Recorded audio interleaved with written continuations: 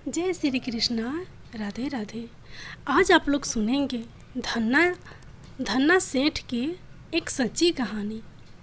दोस्तों, धन्ना जी का जन्म एक सामान्य कृषक परिवार में हुआ था।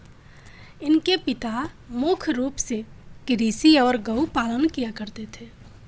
एक दिन धन्ना जी के परिवार के कुल गुरु, जिनका नाम पंडित त्रिलोचन था, तीर्थ यात्रा करके लौटे और कुछ दिनों के लिए धन्ना जी के घर पर ठहरे। पंडित त्रिलोचन शालिग्राम भगवान की सेवा किया करते थे। वे बड़े भाव से शालिग्राम शिला की सेवा करते, पुष्प अर्पित करते और उन्हें भोग लगाने के बाद ही भोजन ग्रहण किया करते थे। बालक धन्ना पंडित जी को यह सब करते हुए देखता था। उसे भगवान की यह सेवा बहुत पसंद आई।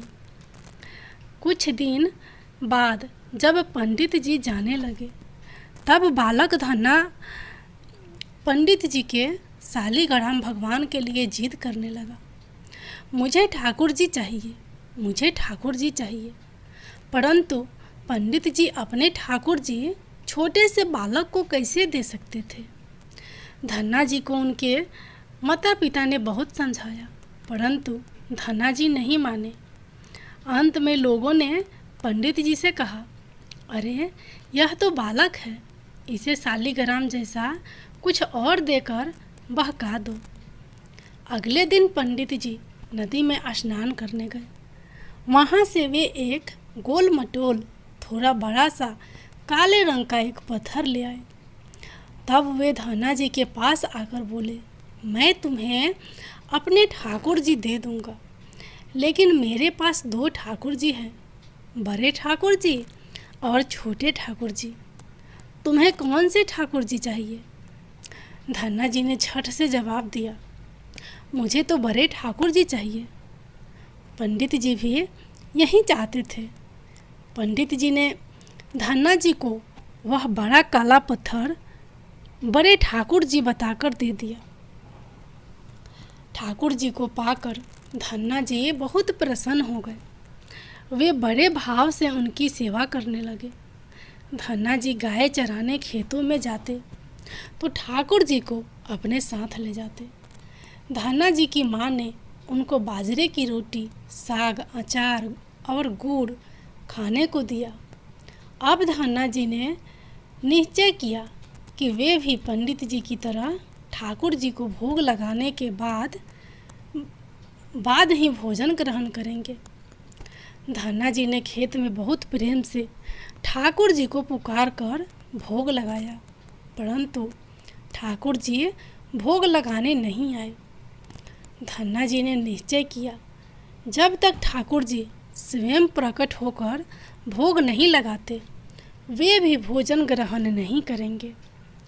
जब ठाकुर जी ने धन्ना जी की रोटी का भोग नहीं लगाया, तो धन्ना जी ने शाम को वह रोटी गाय को खिला दी। 3 दिनों तक ऐसा ही चलता रहा। न ठाकुर जी भोग लगाते और न धन्ना जी भोजन ग्रहण करते। चौथे दिन धन्ना जी की माता जी फिर से रोटी लेकर आई। अब धन्ना जी खेतों में जोर जोर से रोने लगे और ठाकुर जी से गुहार लगाने लगे। वे बोले, आप तो बड़े ठाकुर जी हैं, आपको तो लोग रोज़ ही 56 भोग जिमाते होंगे, परंतु मैं बालक 3 दिन से भूखा और परेशान हूँ। आपको मुझ पर दया नहीं आती क्या? मुझ पर दया करके ही थोड़ा भोग लगा लो, जिससे मैं भी कुछ खा सकूं। पंडित जी ने कहा कि आपको खिलाए बिना कुछ नहीं खाना, इसलिए पहले आप खा लो, उसके बाद ही मैं खा सकूंगा। धन्ना जी की भोलेपन से की गई प्रार्थना सुनकर भगवान श्री कृष्ण साक्षात प्रकट हो गए। अपने ठाकुर जी को देखकर धन्ना जी बहुत प्रसन्न हुए। उन्होंने ठाकुर जी को माँ की दी हुई बाजरे की रोटी और साग, गुड़ खाने को दिया। ठाकुर जी बड़े चाव से रोटी खाने लगे। 4 रोटियां में से 2 रोटी ठाकुर जी ने खा ली। जब ठाकुर जी तीसरी रोटी खाने लगे तब धन्ना जी ने उनका हाथ पकड़ लिया और कहा, सारी रोटियां आप ही खा जाएंगे, मुझे भी तो भूख लगी है। मैंने तो 4 दिनों से कुछ भी नहीं खाया। 2 रोटी आपने खा ली, अब 2 रोटी मेरे लिए छोड़ दो। यह सुनकर ठाकुर जी मुस्कुराने लगे और बची हुई 2 रोटियां धन्ना जी ने खाई। अब तो यह उनका रोज का नियम हो गया। धन्ना जी जब गाय चराने जाते तो खेतों में जाकर ठाकुर जी के साथ भोजन करते। एक दिन ठाकुर जी ने धन्ना जी से कहा, तुम रोज मुझे रोटी खिलाते हो, मैं मुफ्त में रोटी नहीं खाना चाहता, इसलिए मैं रोटी के बदले तुम्हारा कोई काम कर दिया करूँगा। धन्ना जी ने कहा, मैं तो बालक हूँ, केवल गाय ही चराता हूँ, मैं आपको क्या काम बता सकता हूँ। ठाकुर जी बोले, मैं तुम्हारी गाय ही चरा दिया करूँगा। उस दिन के बाद से ठाकुर जी धन्ना जी की गाय चराने लगे। एक दिन धन्ना जी ने ठाकुर जी से पूछा, आप मुझे अपने हृदय में क्यों नहीं लगाते हैं? ठाकुर जी ने कहा, मैं तुम्हें प्रत्यक्ष तो हो गया हूँ, लेकिन मैं पूरी तरह से तब मिलता हूँ जब कोई सद्गुरु की शरण ले लेता है। अभी तक तुमने किसी गुरु की शरणागति ग्रहण नहीं की है, इसलिए मैं तुम्हें अपने हृदय से नहीं लगा सकता। धन्ना जी बोले, मैं तो जानता ही नहीं कि गुरु किसे कहते हैं, फिर मैं किसे अपना गुरु बनाऊं? ठाकुर जी बोले, काशी में जगत गुरु श्री रामानंदाचार्य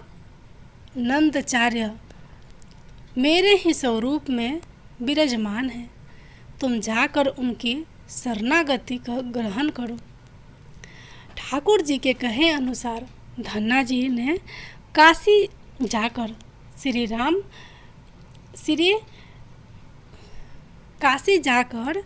श्री रामानंदाचार्य जी की शरणागति ग्रहण कर ली। उस समय धन्ना जी की आयु 15-16 वर्ष के आसपास थी। रामानंदाचार्य जी ने धन्ना जी को अपने शिष्य के रूप में स्वीकार कर लिया और उन्हें आदेश दिया कि अब तुम अपने घर चले जाओ। धन्ना जी बोले, गुरुजी, अब मैं घर नहीं जाना चाहता, आप मुझे घर जाने का आदेश क्यों दे रहे हैं? गुरुजी बोले, अगर तुम यहाँ रहकर भजन करोगे तो केवल तुम्हारा ही कल्याण होगा, लेकिन अगर तुम अपने घर जाकर खेती किसानी करते हुए अपने माता पिता की सेवा करते हुए भजन करोगे तो तुम्हारे साथ कई जीवों का उद्धार हो जाएगा। गुरुजी के आदेश पर धन्ना जी घर लौट आए। इसके बाद जैसे ही धन्ना जी घर पहुँचे, ठाकुर जी ने उन्हें अपने हृदय से लगा लिया। इसके बाद धन्ना जी खूब मन लगाकर संत सेवा करने लगे। जब भी उनके गांव में कोई साधु संत आते तो धन्ना जी उन्हें अपने घर ले आते और बड़े प्रेम से उनकी सेवा करते और उन्हें भोजन खिलाते। संतों की सेवा करने के कारण अब उनके घर दूर दूर से साधु संत पधारने लगे। धन्ना जी उन सभी का बड़े प्रेम से सत्कार करते और उन सभी को भोजन कराते। एक दिन धन्ना जी के पिताजी ने उनसे कहा, देखो भाई, हम लोग गृहस्थ लोग हैं, यदि महीने में 1-8 बार कोई साधु आ जाए तो हम उनकी सेवा भी कर दें और उन्हें भोजन भी करा दें, लेकिन तुम्हारी इन साधुओं से ऐसी दोस्ती हो गई है कि हर दूसरे दिन कोई ना कोई साधु चला आता है और अपने साथ 1-2 को और ले लेता है। यह ठीक नहीं है। हम अपनी खेती बाड़ी का काम करें, या इन साधुओं की सेवा करें। तुम तो अभी बालक हो, कुछ कमाते नहीं, तुम्हारा पालन पोषण भी हम ही करते हैं और ऊपर से तुम इन साधुओं को बुला लाते हो। इस प्रकार इन निठल्ले साधुओं की सेवा करना ठीक नहीं है। इसलिए एक बात कान खोलकर सुन लो, आज के बाद यदि तुम किसी साधु को घर लेकर आए तो मैं उन्हें घर में नहीं घुसने दूंगा। यदि तुम्हें साधु सेवा करनी है तो पहले कुछ कमाई करो, फिर अपनी कमाई से साधु सेवा करना। पिताजी की बात सुनकर धन्ना जी उदास हो गए और चुपचाप खड़े हो गए। तब पिताजी ने धन्ना जी को डांटते हुए कहा, आज के बाद किसी साधु को घर में लेकर मत आना और जाओ खेतों में गेहूं बोकर आओ। खेत तैयार है, बोरियों में बीज का गेहूं रखा है, इसे बैलगाड़ी में रख कर ले जाओ और खेत में बो दो। धन्ना जी ने बैलगाड़ी में गेहूं की बोरियां रख ली और खेत में बोने चल दिए। धन्ना जी थोड़ी दूर ही चले थे, उन्हें मार्ग में 5-6 साधु संतों की टोली आती दिखाई दी। धन्ना जी ने बैलगाड़ी से उतरकर उन्हें साष्टांग प्रणाम किया। संतों ने धन्ना जी को आशीर्वाद दिया और पूछा, बेटा इस गांव में धन्ना जी का घर कौन सा है? सुना है वे जगत गुरु श्री रामानंदाचार्य के शिष्य हैं और बहुत छोटी उम्र में ही उन्होंने भगवान का दर्शन प्राप्त कर लिया है। हम भी उनका दर्शन करना चाहते हैं। यह सुनकर धन्ना जी संकोच में पड़ गए और वे हाथ जोड़कर बड़ी विनम्रता से बोले, महाराज मुझे ही लोग धन्ना भगत कहते हैं। संत बोले, भगवान ने बड़ी कृपा की, हम जिनसे मिलने आए थे वे यहीं मिल गए। निश्चित ही आप ऐसे ही भक्त हैं जैसा आपके विषय में सुना था। कितनी विनम्रता है आप में। चलिए आपके घर चलते हैं, वहीं बैठकर आपसे चर्चा करेंगे। धन्ना जी ने सोचा, अभी पिताजी ने साधुओं को घर लाने के लिए मना किया है। यदि मैं खेतों में बीज बोने के बजाय इन साधु संतों को घर ले गया तो पिताजी आसमान सिर पर उठा लेंगे और इन साधुओं को भी भगा देंगे। तब धन्ना जी कुछ विचार करके बोले, महाराज अभी घर पर कोई नहीं है, मैं भी खेतों की तरफ जा रहा हूँ, आप भी मेरे साथ वहीं चलिए। संत बोले, ठीक है, हमें तो आपसे मिलना था, अब आप जहाँ ले चले हम वहीं चलेंगे। फिर धन्ना जी उन सभी को अपने खेत ले गए। खेत में एक पेड़ के नीचे बने चबूतरों पर साधुओं को बैठाकर बोले, महाराज आप यहीं पर कुछ देर विश्राम कीजिए, तब तक मैं आपके लिए भोजन की व्यवस्था करता हूँ। यह कहकर धन्ना जी वहाँ से बैलगाड़ी लेकर चले गए। बैलगाड़ी लेकर धन्ना जी सीधे बनिए की दुकान पर पहुँचे। वहाँ पर उन्होंने बैलगाड़ी में बीज वाला गेहूँ जो खेत में बोने के लिए रखा था उसे बनिए को बेच दिया और उससे दाल बाटी और चूरमा बनाने का सारा सामान खरीद लिया। सामान लेकर धन्ना जी खेत पहुँचे। वहाँ पर उन्होंने संतों के साथ मिलकर बहुत बढ़िया दाल बाटी और चूरमे का प्रसाद बनाया।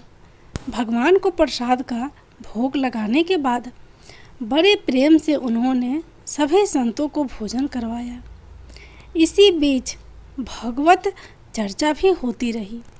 संतों को भोजन करवाने के बाद बड़े प्रेम से उन्हें विदा भी कर दिया। संतों के जाने के बाद धन्ना जी सोचने लगे कि बीज वाले गेहूं को तो बेचकर संतों को भोजन करा दिया, अब खेत में क्या बोया जाए। अगर पिताजी से फिर बीज मांगने गया तो पिताजी बहुत नाराज होंगे।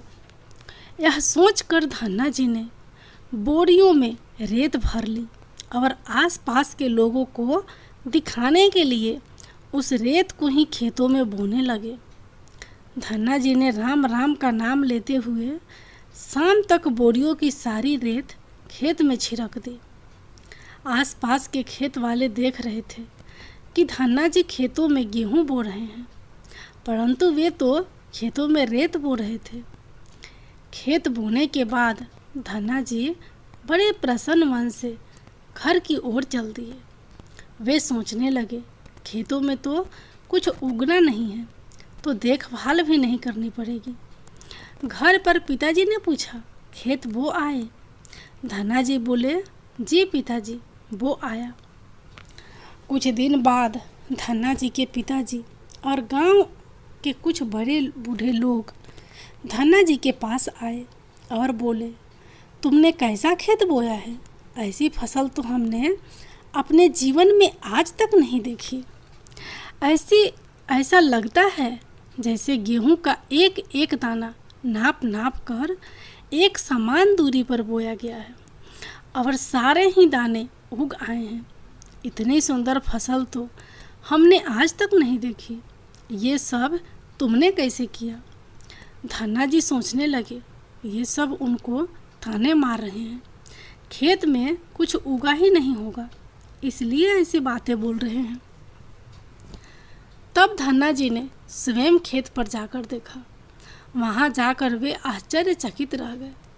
उन्होंने देखा जिस खेत में उन्होंने रेत बोई थी वहां पर फसल उग आई थी और ऐसी सुंदर फसल उन्होंने भी कभी नहीं देखी थी।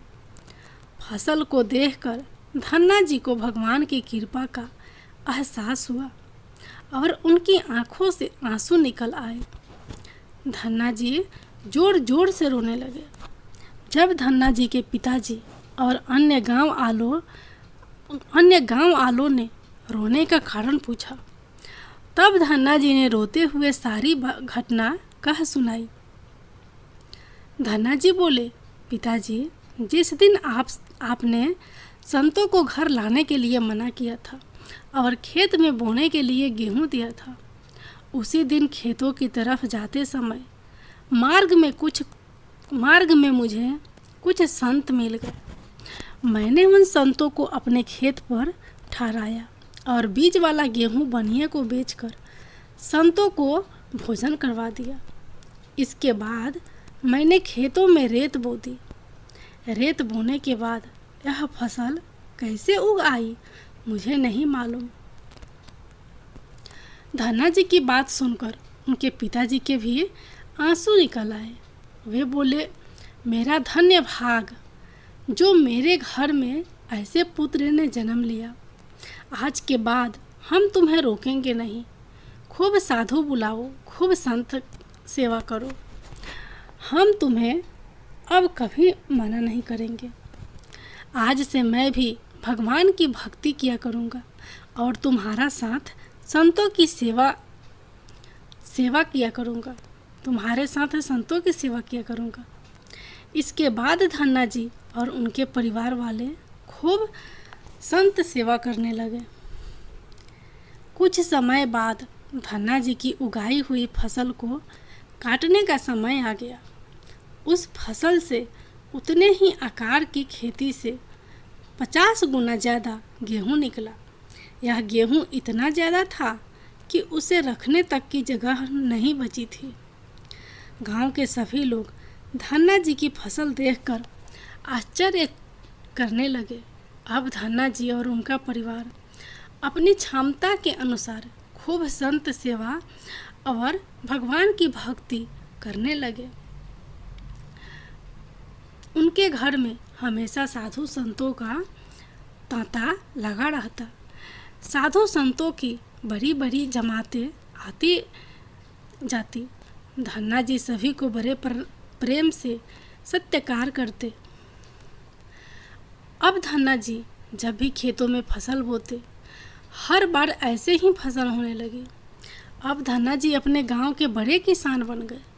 गांव के सभी लोग धन्ना जी को चमत्कारी संत मानने लगे और उनके खेतों की मिट्टी को भी चमत्कारी मानने लगे। जिन लोगों के खेतों में पर्याप्त फसल नहीं होती थी, वे लोग धन्ना जी के खेतों की मिट्टी ले जाकर अपने खेतों में छिड़कते थे। इससे उनकी फसल भी अच्छी होने लगी। चारों तरफ धन्ना जी की जय जयकार होने लगी। एक बार भगवान ने धन्ना जी की परीक्षा लेनी चाहिए। भगवान ने सोचा धन्ना जी की परीक्षा लेनी चाहिए। धन्ना जी के गांव में अकाल पड़ गया। धन्ना जी बड़े किसान थे, उनके पास बहुत खेती थी और उनके अन्न के भंडार भरे रहते थे। अकाल के कारण उनके गांव और आसपास के क्षेत्रों के ब्राह्मण, संत, गरीब और ज़रूरतमंद लोग धन्ना जी के पास मदद की उम्मीद से आने लगे। धन्ना जी भी उन्हें दोनों हाथों से भंडार लुटाने लगे। कभी कोई ज़रूरतमंद उनके घर से खाली हाथ नहीं लौटा। धीरे धीरे धन्ना जी का अन्न भंडार समाप्त होने लगा, परंतु धन्ना जी ने निश्चय किया जब तक उनका सामर्थ्य है वे किसी भी ज़रूरतमंद को निराश नहीं होने देंगे। अपना सब कुछ बेचकर भी वे लोगों की मदद करेंगे। धन्ना जी निस्वार्थ सेवा से प्रसन्न होकर एक दिन स्वयं भगवान श्री कृष्ण संत वेश में उनसे मिलने आए।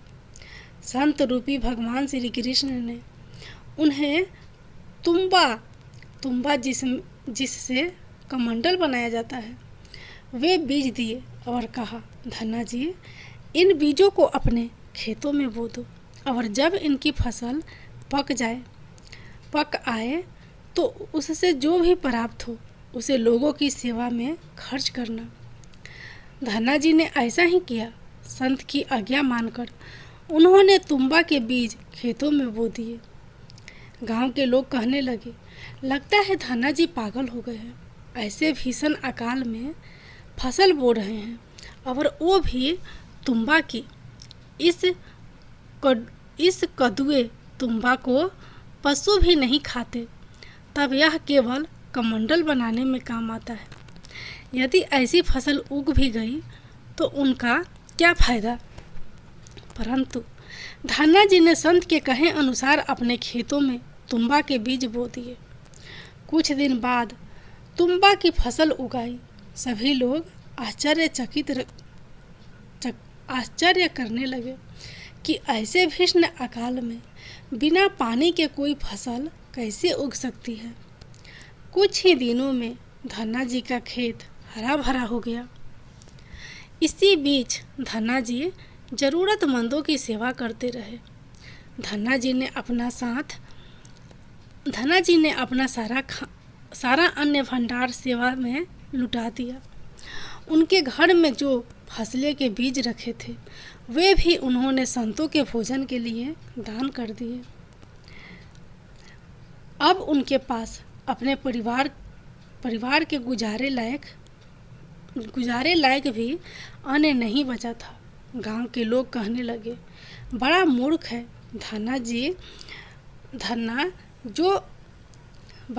है धन्ना जो सारा अन्न जुटा लिया, अपने परिवार के लिए भी कुछ नहीं रखा और इसने फसल भी तो कोई तुम्बा की जिसे खा भी नहीं सकती।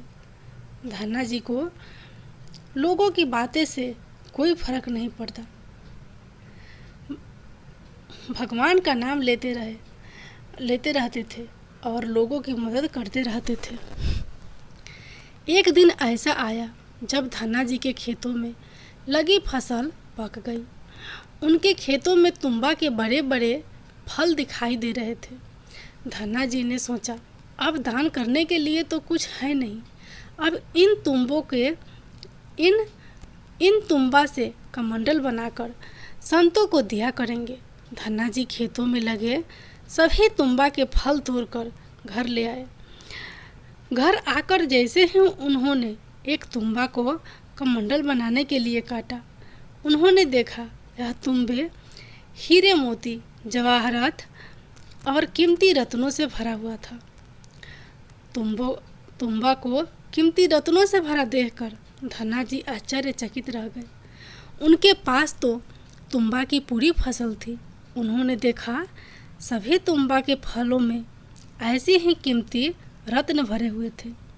अब उनके बच्चे इतने कीमती रत्न और जवाहरत हो गए, कीमती रत्न और जवाहरत हो गए थे, जितने किसी राजा के पास भी शायद ही हो। इस चमत्कार को देखने के बाद धन्ना जी को उन संत की याद आई जिन्होंने उन्हें तुम्बा के बीज दिए थे। उन संत ने कहा था कि इस फसल से जो भी प्राप्त हो उससे लोगों की सेवा करना। अब धन्ना जी उस धन से लोगों की सेवा करने लगे। वे फिर से दोनों हाथों से लोगों की मदद करने लगे। उस समय वह अकाल कई वर्षों तक चला। उस समय धन्ना जी ने अपने घर में और आसपास के सभी लोगों गांवों में लोगों को भोजन करवाने के लिए भंडारे शुरू करवा दिए। आसपास के सैकड़ों गांवों में लाखों लोग वर्षों तक धन्ना जी के भंडारे में तीनों समय भर पेट भोजन किया करते थे। धन्ना जी ने अपने जीवन काल में उस धन से कई मंदिर, बावड़ियाँ, तालाब और धर्मशालाएं बनवाई और हर तरह से साधु संतों और लोगों की मदद की। इस तरह लोग धन्ना जी को धन्ना सेठ कहकर बुलाने लगे। धन्ना जी जैसा धनी आज तक कोई नहीं हुआ है। धन और मन दोनों के धनी थे। आज भी उनके ही नाम के अत्यंत धनी लोगों को धन्ना सेठ के नाम से बुलाया जाता है।